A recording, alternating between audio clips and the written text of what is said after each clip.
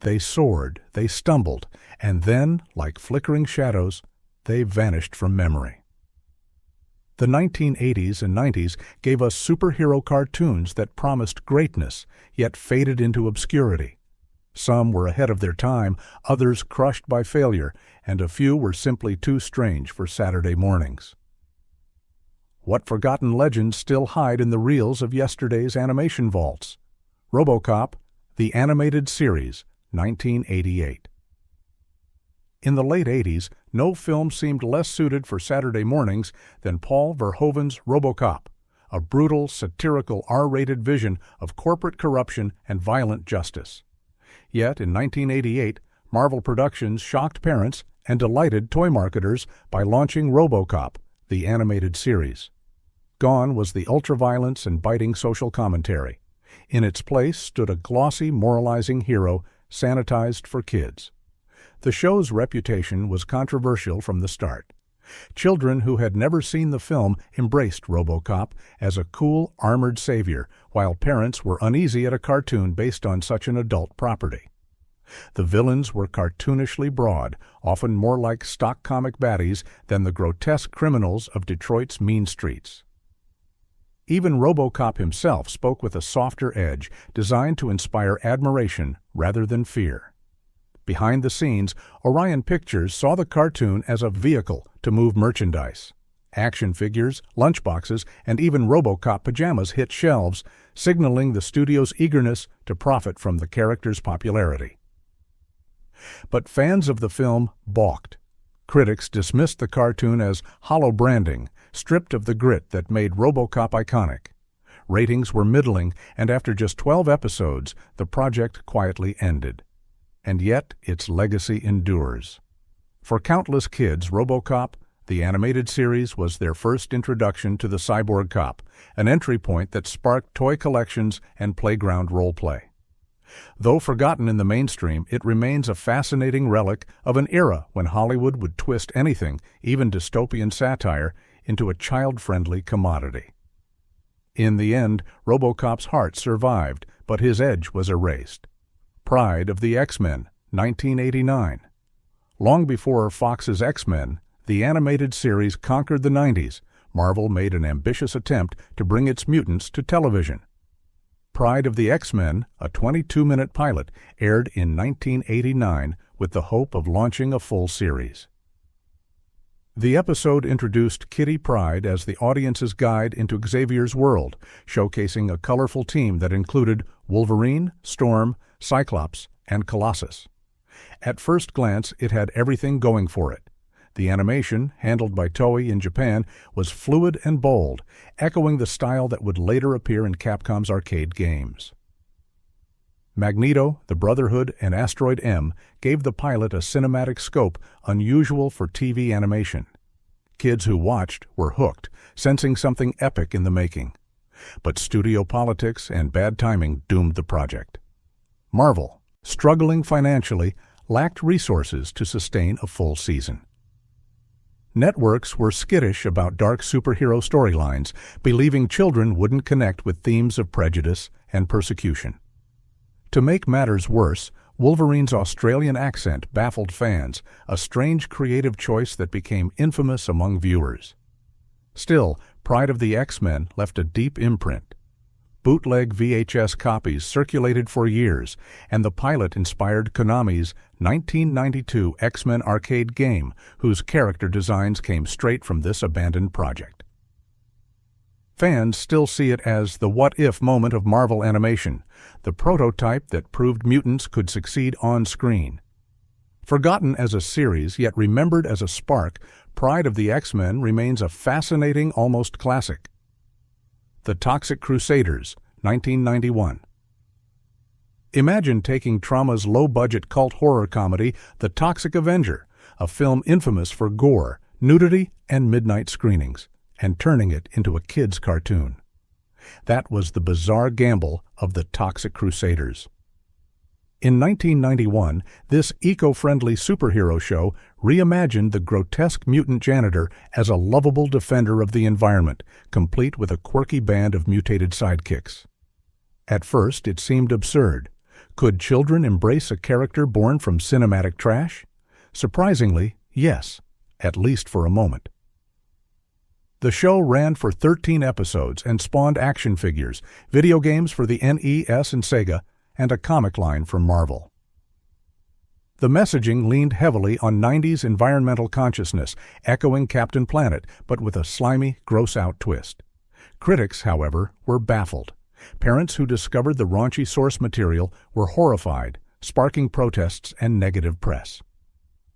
The tonal disconnect was too wide. How could a hero from one of cinema's most notorious exploitation films be a Saturday morning role model?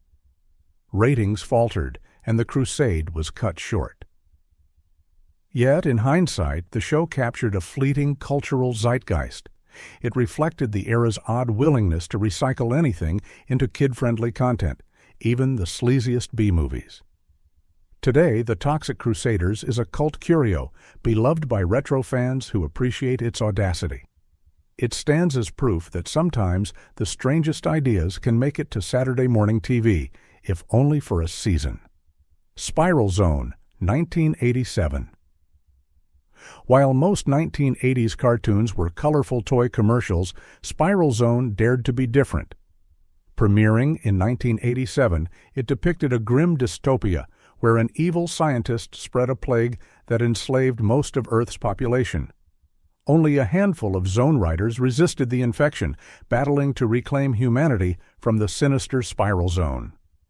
The series was unsettlingly dark for children's television. The infected walked like zombies with sunken eyes, while the heroes often seemed outnumbered and on the brink of failure. Unlike the cheerful optimism of G.I. Joe or Transformers, Spiral Zone embraced bleakness. Its Japanese-influenced animation enhanced the eerie mood, making it one of the most unique shows of its time. Behind the scenes, the show was conceived to sell toys, but the toy line failed to catch fire. Kids gravitated toward brighter, more heroic franchises, leaving Spiral Zone stranded. Despite producing 65 episodes, ratings never matched the competition. Still, those who watched never forgot it. Fans praise it as one of the rare 80s cartoons to take children seriously, offering suspense and danger instead of sugar-coated battles. Forgotten by mainstream audiences, Spiral Zone lingers as a cult treasure, a shadowy outlier in the neon world of 80s animation. WildC.A.T.S, 1994. In the early 90s, Image Comics stormed onto the scene with flashier, edgier superheroes. Jim Lee's WildC.A.T.S was among its hottest titles, and in 1994, a cartoon adaptation arrived aiming to capture the same audience that adored Marvel's X-Men. With alien conspiracies, secret wars, and an ensemble cast, it had all the ingredients of a hit. The result, however, was uneven.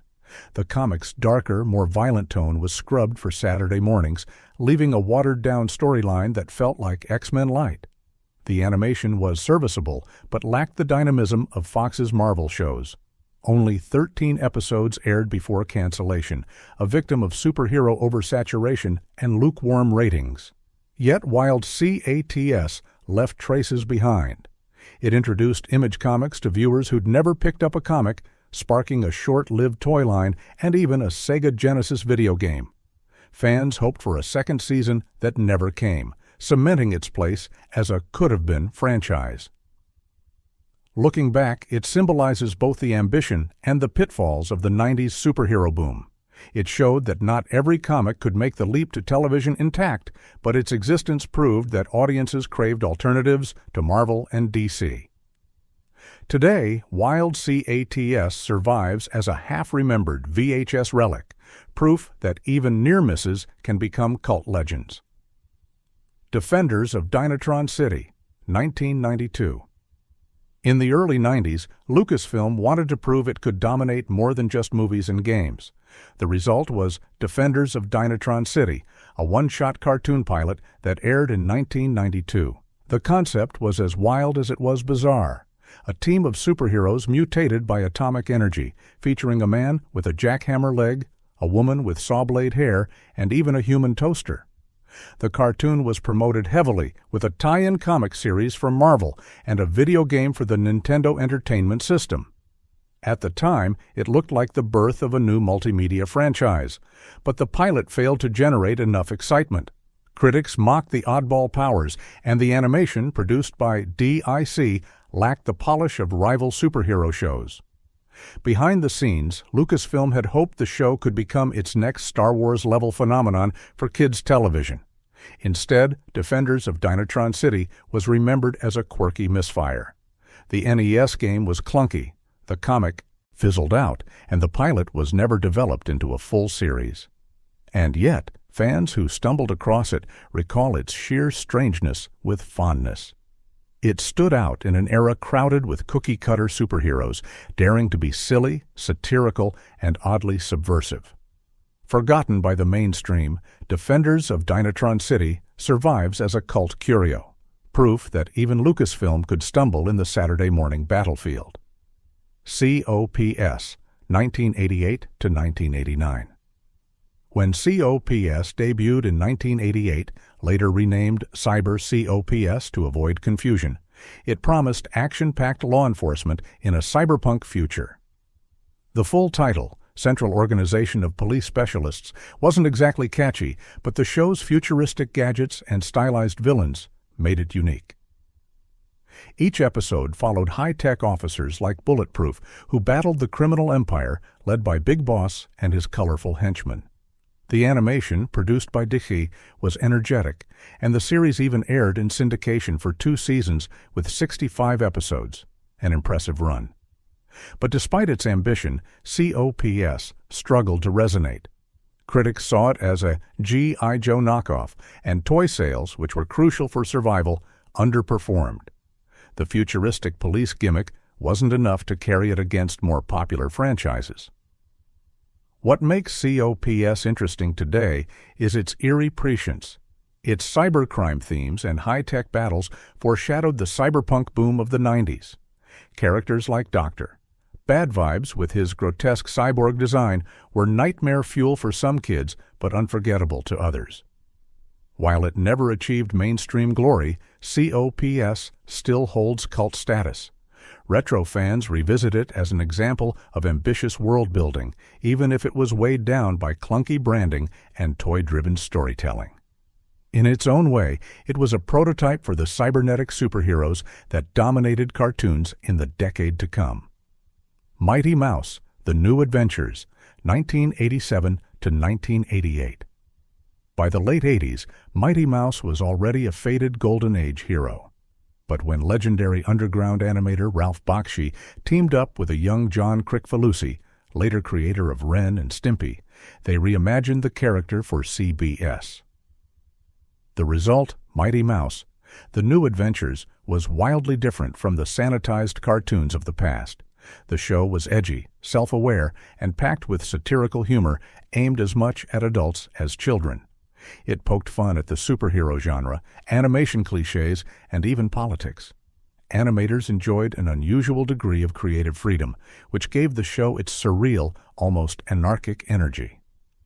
Critics at the time praised its boldness, calling it a refreshing break from formulaic Saturday fare.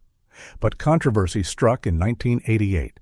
A scene depicting Mighty Mouse sniffing a crushed flower was misinterpreted by watchdog groups as a cocaine reference. Moral panic ensued, and CBS, already nervous about the show's bizarre tone, canceled it after 2 seasons. Though short-lived, its legacy looms large. It inspired a new generation of animators and paved the way for 90s shows that blended irreverence with style, from Animaniacs to Ren and Stimpy. Forgotten by casual viewers, Mighty Mouse. The New Adventures is remembered by fans as a daring experiment, proof that superhero cartoons could also be biting satire. Skeleton Warriors, 1994. The early 90s were crowded with toy-driven superhero cartoons, and Skeleton Warriors was among the most ambitious. Produced by CBS and Playmates Toys, the series debuted in 1994 with a dramatic premise. An evil overlord named Baron Dark transforms half a kingdom's citizens into skeletal monstrosities, while the surviving human heroes, known as the Legion of Light, struggled to resist. Visually, the series was striking.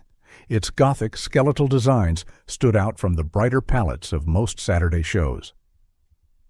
The voice cast included veterans like Gary Chalk and Kevin Schoen, and the stories carried more weight than the average toy tie-in. But the toy line, crucial to its success, failed to compete with juggernauts like Power Rangers and Teenage Mutant Ninja Turtles. Behind the scenes, the show suffered from being too dark and niche for its time slot. Parents found the skeleton imagery frightening, while kids gravitated toward lighter, funnier heroes. After just 13 episodes, it was canceled, leaving only a handful of action figures and VHS tapes behind. And yet, among retro fans, Skeleton Warriors has achieved cult admiration. Its gothic art style, heavy themes, and unique villain design make it a forgotten gem. Though it fell victim to market trends, it dared to bring shadows and menace to an era of neon optimism. Silver Surfer, 1998. By the late 90s, Marvel's animated universe was booming, with X-Men and Spider-Man leading the charge. Hoping to expand the brand, Fox premiered Silver Surfer in 1998. With cosmic scale and psychedelic visuals inspired by Jack Kirby, it was one of the most visually ambitious superhero cartoons of its era. The series embraced Kirby's mythic tone, diving into Galactus, Thanos, and the philosophical musings of Norrin Radd. Critics praised its bold, almost poetic writing. But kids used to fast-paced action found it slow and cerebral. Its animation style, computer-enhanced cell shading, was innovative but inconsistent, sometimes dazzling, sometimes clunky. Behind the scenes, Marvel's bankruptcy in the late 90s doomed the show. Only 13 episodes aired before it was canceled, with many story arcs unresolved. For fans, the abrupt ending was devastating, leaving the surfer's cosmic journey unfinished. Today, Silver Surfer is remembered as one of the boldest experiments in superhero animation. Too thoughtful for its time, it foreshadowed the MCU's embrace of cosmic storytelling decades later. Forgotten by most, it remains beloved by fans who craved something deeper, stranger, and more beautiful than the usual Saturday fare. Bionic 6, 1987 to 1989. Before the wave of 90s family-friendly superhero teams, there was Bionic 6. Airing in 1987, this series followed a blended family turned into bionic superheroes after a freak accident. Led by Professor Sharp, the group battled the sinister Doctor, Scarab with a mix of teamwork, tech, and heart. On paper, it was ahead of its time. The family included diverse characters from karate-loving Karate 1 to IQ, the brainy black teen whose intelligence drove the team's gadgets. It subtly promoted messages of unity and diversity long before such themes became mainstream. The animation, produced by Japan's TMS Entertainment, was lush compared to many U.S. shows, and critics praised its cinematic quality. But despite strong writing and style, the series struggled to build a large fanbase. Its toy line, vital for survival in the 80s, never caught on against the juggernauts of Transformers or He-Man.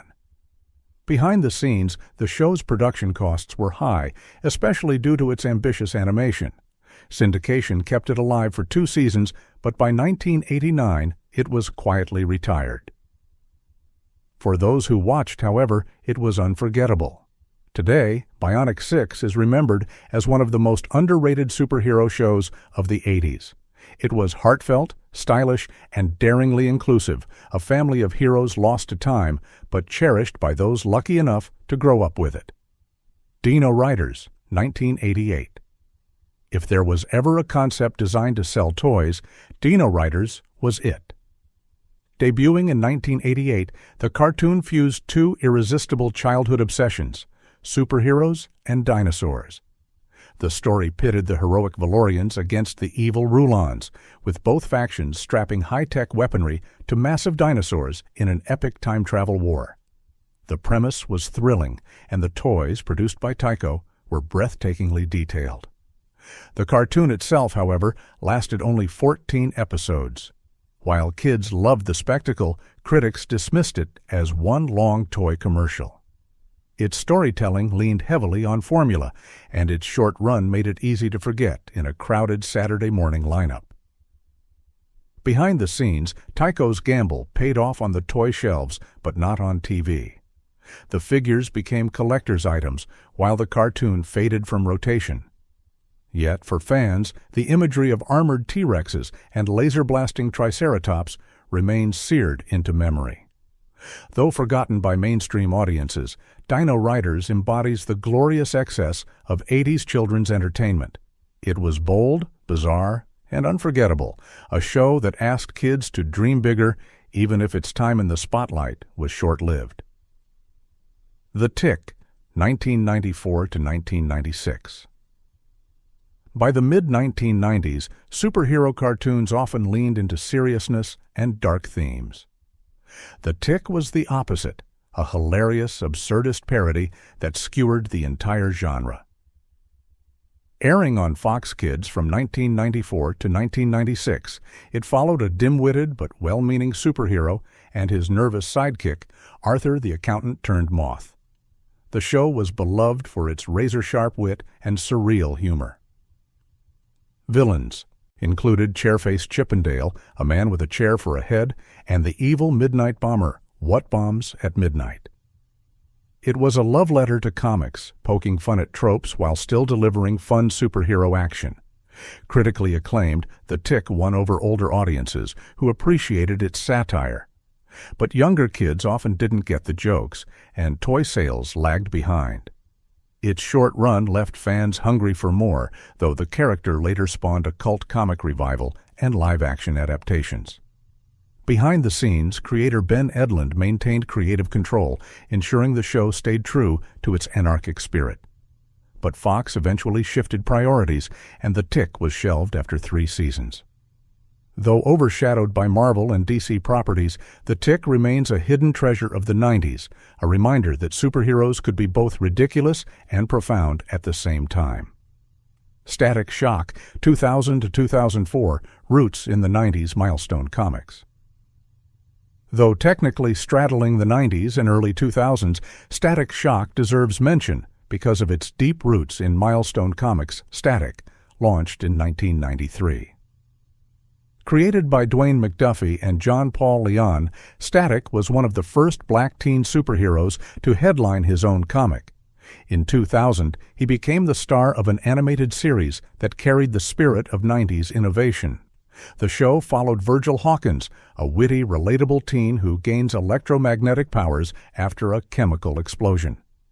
Unlike many superhero cartoons, Static Shock tackled real issues: racism, gang violence, and gun control, while still delivering exciting action.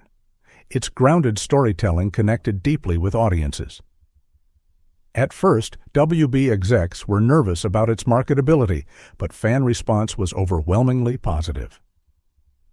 The series lasted 4 seasons and remains a cultural milestone, though it's often overlooked in discussions of 90s superhero TV. Behind the scenes, McDuffie fought to maintain authenticity and representation, ensuring Static's world felt real. His efforts paid off. Today, Static Shock is seen as a trailblazer that proved superhero cartoons could balance entertainment with social commentary. Forgotten in the mainstream but beloved by those who grew up with it, Static Shock was more than a cartoon. It was a movement. Phantom 2040, 1994 to 1996. Based on Lee Falk's pulp-era hero The Phantom, this futuristic reimagining took bold risks.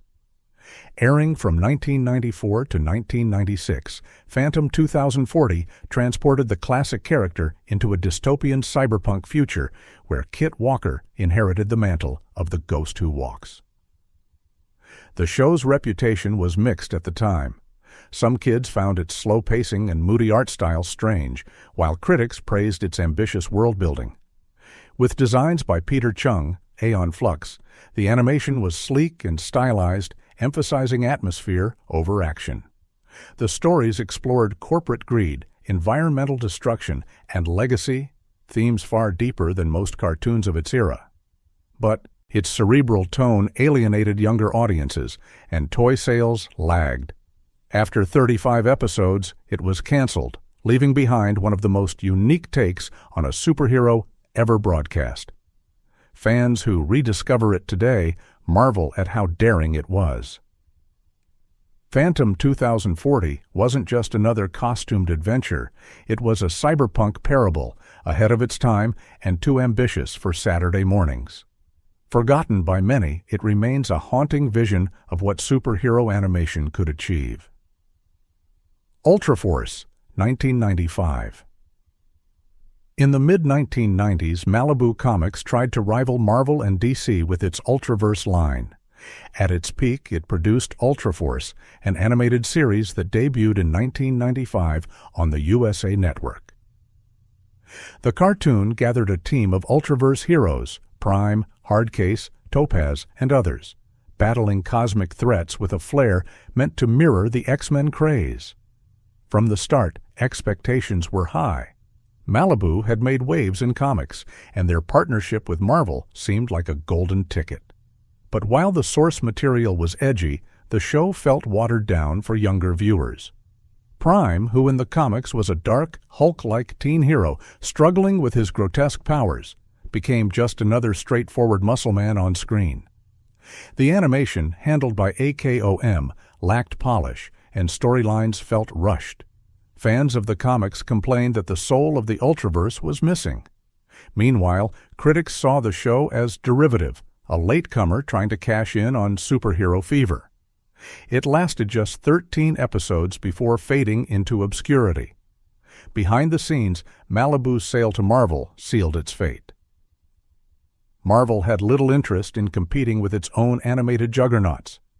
Today, Ultraforce is remembered only by die-hard comic historians, a lost experiment that promised a new superhero universe but never found its footing. Swamp Thing, 1991. DC's Swamp Thing was a cult comic favorite, rich in horror and mysticism. But in 1991, DIC Entertainment tried to turn the character into a kid-friendly eco-hero. The result was a short-lived cartoon that aired only 5 episodes, alongside a toy line and a catchy, though notoriously cheesy, theme song parodying Wild Thing. From the beginning, fans of the comic were puzzled. Alan Moore's groundbreaking stories about identity, love, and environmental dread were simplified into Monster of the Week adventures. Swamp Thing fought villains like Dr. Arcane and repetitive plots while delivering moral lessons to young viewers. The toy line sold decently at first, but the cartoon never connected. Critics dismissed it as a poor imitation of Teenage Mutant Ninja Turtles, lacking charm or originality. Parents who expected lighthearted fun found the show's darker imagery unsettling, while comic readers balked at the goofy reinterpretation. Behind the scenes, executives saw the character as a vehicle for toy sales rather than storytelling. With no ratings traction, the show was canceled before most viewers even realized it existed. Today, Swamp Thing stands as one of DC's strangest missteps in animation, proof that not every hero was meant for Saturday mornings. For those who saw it, though, the haunting visuals left a strange, lasting impression. Cadillacs and Dinosaurs, 1993. Based on Mark Schultz's cult comic Xenozoic Tales, Cadillacs and Dinosaurs brought a post-apocalyptic world of giant reptiles and roaring engines to television. Debuting in 1993, the cartoon was gritty, stylish, and unlike anything else on Saturday mornings. The story followed mechanic Jack Tenrec and scientist Hannah Dundee as they navigated a future where humanity lived alongside resurrected dinosaurs. Environmental themes ran deep. Pollution, greed, and exploitation clashed with nature's resilience. The mix of science fiction and pulp adventure was ambitious, even literary compared to typical kid fare. Critics praised its storytelling and design, but the show ran into problems. Its violence and darker tone alarmed parents, while kids expecting simple dinosaur battles were sometimes confused by its mature themes. The toy line, essential for longevity, underperformed. After just 13 episodes, it was canceled, leaving fans devastated. Behind the scenes, creators struggled to balance Schultz's nuanced comics with the demands of a toy-driven cartoon market. The compromise left it caught between two worlds, too smart for some audiences, too compromised for others. Yet Cadillacs and Dinosaurs remains beloved by fans of obscure 90s animation. Its daring mix of environmental allegory, adventure, and retro pulp styling makes it one of the era's most intriguing forgotten gems. Saban's Masked Rider, 1995. When Power Rangers exploded into a cultural phenomenon, Saban Entertainment rushed to adapt more Japanese tokusatsu properties. One of them was Kamen Rider Black RX, rebranded as Masked Rider for American audiences. The result was a live-action/animated hybrid spin-off that tried to blend Japanese superhero spectacle with Western family sitcom tropes. Premiering in 1995, it followed Prince Dex, an alien warrior who came to Earth to battle insectoid villains while living with a suburban American family. On paper, it had the same potential as Power Rangers. In practice, it was clunky, awkward, and often unintentionally hilarious. The show mixed dubbed Japanese action footage with American scenes, but the tonal clash was jarring. Villains looked intimidating in the Japanese sequences, only to appear goofy in the American writing. Ratings tanked, and after one season, Masked Rider was quietly canceled. Behind the scenes, the problem was clear. Saban underestimated how hard it was to replicate Power Rangers' lightning-in-a-bottle success. Kids weren't buying the toys, and critics tore it apart. Forgotten by most, Masked Rider still has a cult following among Kamen Rider fans who see it as a strange artifact of cultural crossover, an experiment that failed, but one that paved the way for later, better adaptations. Wild West C.O.W. Boys of Moo Mesa, 1992 to 1993. Few cartoons epitomize the anything-goes creativity of the 90s better than Wild West C.O.W. Boys of Moo Mesa. Airing from 1992 to 1993, the show combined superheroes, anthropomorphic cattle, and Wild West tropes into one surreal package. Created by Teenage Mutant Ninja Turtles artist Ryan Brown, it was clearly designed to chase turtle-sized success. Set in a world populated by mutant cows after a cosmic blast, the series followed Marshall Moo Montana and his deputies as they fought crime in a parody of Western lawmen. With colorful villains like the Masked Hornhead and Boot Hill Buzzard, it leaned heavily into slapstick while maintaining superhero-style heroics. The cartoon ran for 2 seasons, bolstered by toy sales and arcade tie-ins. But it never escaped the shadow of the Ninja Turtles. Critics saw it as a blatant knockoff, and by 1993, it disappeared from syndication. Behind the scenes, creators hoped to replicate TMNT's formula with a Western twist, but the fad-driven market moved too quickly. Still, for kids who grew up watching, Moo Mesa was unforgettable, a strange mashup of cowboy honor and mutant absurdity. Today, it's remembered as one of the strangest, most charming experiments of the 90s, proof that the era's superhero cartoons weren't afraid to get downright weird. Mummies Alive, 1997. By the late 90s, the superhero genre was evolving, and studios experimented with unusual blends. Mummies Alive was one such gamble, merging Egyptian mythology with modern superhero tropes. Airing in 1997, it followed 4 ancient Egyptian warriors resurrected in modern San Francisco to protect a boy believed to be the reincarnated pharaoh. At its core, the show offered everything kids loved: transformation sequences, mystical powers, and a big, menacing villain named Scarab. The animation was slick, and its designs echoed the armored flair of Power Rangers and Gargoyles. Initially, the series grabbed attention, but behind the scenes, it struggled to balance mythology with toy-driven storytelling. The biggest problem was timing. With competition from juggernauts like Pokémon and Batman, the animated series, Mummies Alive, couldn't maintain momentum. Toy sales were modest, ratings dropped, and despite 42 episodes, the show was canceled after one season. Still, it left an impression. Fans remember the haunting Egyptian chants of the opening theme, the flashy armor transformations, and its eerie mix of ancient mysticism and futuristic battles. Forgotten by most, Mummies Alive stands as one of the last ambitious attempts to fuse ancient legend with modern superhero spectacle. Darkwing Duck, 1991 to 1992. Though technically more comedy than superhero, Darkwing Duck deserves its spot because it brilliantly parodied and simultaneously celebrated the genre. Premiering in 1991, it followed the bumbling but well-meaning Darkwing, whose adventures mixed slapstick, humor with genuine heroics. The series quickly earned a cult following. Its humor was sharp, its villains outrageous, and its storytelling surprisingly layered. Characters like Gosselin, Darkwing's adopted daughter, gave the show unexpected heart. Critics praised it for balancing parody with action, making it appealing to both kids and adults.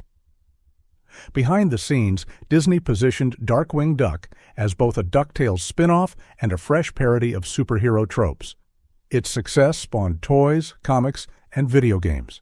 Yet, despite its popularity, it often gets overlooked in the broader conversation about 90s superhero shows. It wasn't as dark as Batman, the animated series, or as sprawling as X-Men, leaving it in a peculiar middle ground. Today, Darkwing Duck is fondly remembered by those who grew up with it, though newer audiences rarely revisit it. Forgotten by mainstream nostalgia, it remains a quirky gem, a caped duck whose adventures remind us that parody can be just as powerful as sincerity. BraveStarr, 1987 to 1988. Few cartoons dared to mix westerns, sci-fi, and superheroes quite like BraveStarr. Premiering in 1987, it was Filmation's last big project before the studio's collapse. Set on the distant planet of New Texas, it followed Marshal BraveStarr, a Native American hero with powers like Eyes of the Hawk and Strength of the Bear. The show stood out for its imaginative setting, cowboys riding robotic horses, outlaws wielding laser guns, and a villain named Tex Hex who oozed menace. It also carried moral lessons, with BraveStarr often breaking the fourth wall to teach kids about honesty, courage, and respect. Despite its creativity, BraveStarr was plagued by poor timing. By 1988, the cartoon market was shifting, and Filmation went bankrupt shortly after production ended. Its toy line underperformed, leaving unsold figures cluttering store shelves. The series ended after just 65 episodes, never realizing its full potential. Today, BraveStarr is admired for its bold mix of genres and its attempt at cultural representation, though critics debate whether it leaned too heavily on stereotypes. Forgotten in the mainstream, it remains a cult classic, a futuristic cowboy who rode into the sunset far too soon. Gargoyles, 1994 to 1997. While Gargoyles is still remembered by some, its true cultural impact has been largely overshadowed by Disney's bigger properties. Airing from 1994 to 1997, it was one of the darkest, most ambitious superhero-style cartoons of its era. The story followed ancient stone gargoyles who awaken in modern New York, struggling against both human prejudice and supernatural enemies. Critics hailed it as Disney's answer to Batman, the animated series. Its Gothic art style, Shakespearean themes, and complex villains were far ahead of most children's programming. Characters like Goliath and Demona gave the show tragic gravitas rarely seen in Saturday morning animation. Yet, despite its brilliance, Gargoyles never became a juggernaut. Merchandise underperformed, and Disney shifted focus toward lighter, more commercial-friendly properties. By its third season, creative changes diluted its storytelling, and it was quietly retired. Behind the scenes, creator Greg Weisman envisioned a sprawling saga with hundreds of episodes. Only a fraction was realized, leaving fans clamoring for a revival ever since. Forgotten by mainstream Disney fans, Gargoyles is cherished by a loyal cult following who insist it was one of the finest superhero cartoons of the 90s. Batman, the animated series, 1992 to 1995. It may seem strange to call Batman, the animated series, forgotten, but in truth, many younger fans only know Batman from live-action films or modern DC shows. This 1992 masterpiece revolutionized superhero animation. With its Art Deco, Dark Deco aesthetic, brooding score, and cinematic storytelling, it elevated the genre beyond mere children's entertainment. The series introduced iconic elements still used today: Harley Quinn, Mr., Freeze's tragic reinvention, and Mark Hamill's definitive Joker. Critics hailed it as groundbreaking, winning Emmy Awards and setting the standard for all superhero cartoons that followed. Behind the scenes, Bruce Timm, Paul Dini, and Eric Radomski fought to keep the tone dark and mature. Executives were skeptical at first, but the risk paid off. Even so, by the late 90s, Batman, the animated series, was overshadowed by newer properties, and many casual fans today underestimate its importance. Forgotten only in the sense that it's not always revisited by younger generations, Batman, the animated series, remains the crown jewel of superhero animation.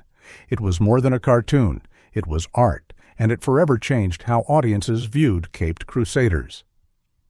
These 25 forgotten superhero cartoons from the 80s and 90s prove that even the strangest, shortest-lived experiments shaped the genre's evolution.